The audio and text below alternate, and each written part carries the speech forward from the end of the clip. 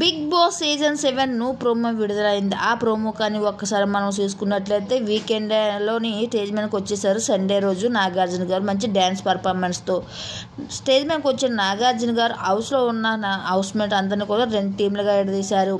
అయితే వాళ్ళకు లెటర్ ఇస్తారు. ఆ లెటర్లో చూసి వాళ్ళు బొమ్మ డ్రా గీయాలి. అది మిగతా 2 టీంలుగా విడదీసిన వాళ్ళ ఒక టీము అది గెస్ చేసి ఏటన్నది చెప్పాలి.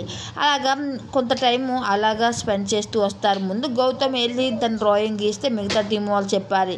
ఆ తర్వాత ప్రియాంక, ఆ తర్వాత శుభశ్రీ, అలా తర్వాత సందీప్, అలా ఒకరు వెళ్ళి డ్రాయింగ్ గీస్తూ ఉంటే మిగతా మెంబర్స్ చెప్పవలసి ఉంటుంది అది డ్రాయింగ్లో.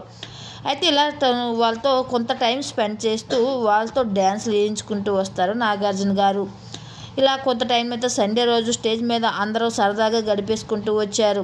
ఇక నాగార్జున గారు మాట్లాడుతూ ఈ సీజన్ అంటేనే కొంత డిఫరెంట్గా ఉంటుంది, ఎప్పుడూ లేని సీజన్ లాగా ఉంటుంది, అందుకే ఈ సీజన్ ఉల్టా పల్టా అంటూ కొన్ని వాక్యాలు అయితే చెప్పుకుంటూ వస్తాడు బిగ్ బాస్ స్టేజ్ మీద నాగార్జున గారు.